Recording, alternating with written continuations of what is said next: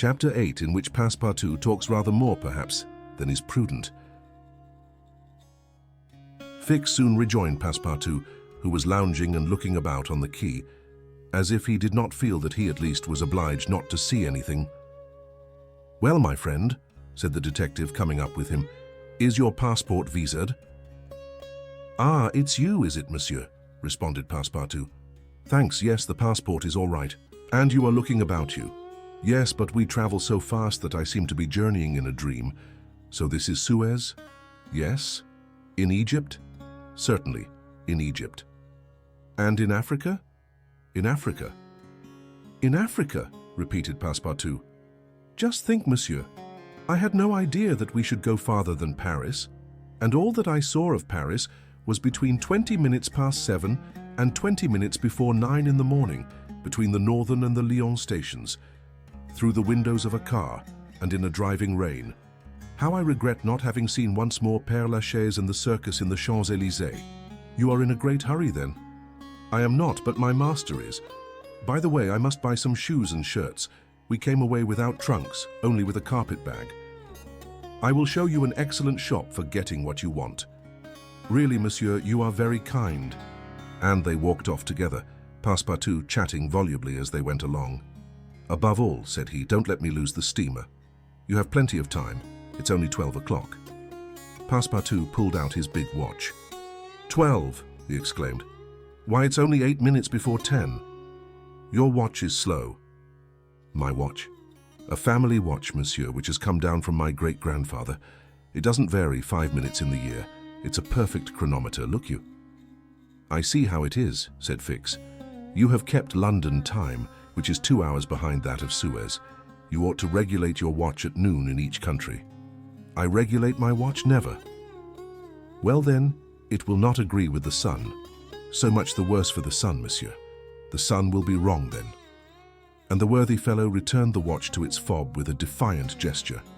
After a few minutes' silence, Fix resumed. "You left London hastily then?" "I rather think so.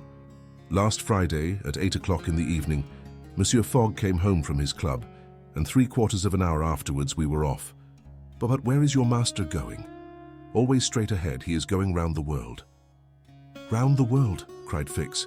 "Yes, and in 80 days. He says it is on a wager, but between us, I don't believe a word of it. That wouldn't be common sense. There's something else in the wind." "Ah, Mr. Fogg is a character, is he?" "I should say he was. Is he rich?" "No doubt, for he is carrying an enormous sum in brand new banknotes with him, and he doesn't spare the money on the way either.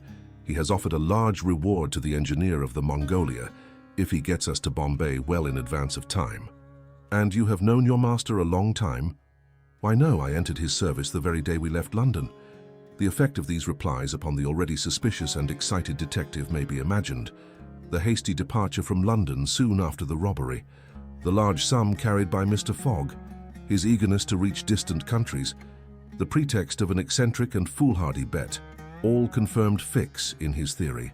He continued to pump poor Passepartout, and learned that he really knew little or nothing of his master, who lived a solitary existence in London, was said to be rich, though no one knew whence came his riches, and was mysterious and impenetrable in his affairs and habits. Fix felt sure that Phileas Fogg would not land at Suez, but was really going on to Bombay. "Is Bombay far from here?" asked Passepartout. "Pretty far. It is a 10 days' voyage by sea." "And in what country is Bombay?"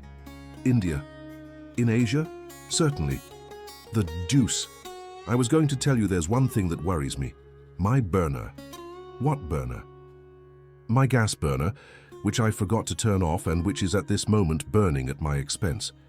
I have calculated, monsieur, that I lose 2 shillings every 24 hours, exactly 6pence more than I earn, and you will understand that the longer our journey—" Did Fix pay any attention to Passepartout's trouble about the gas?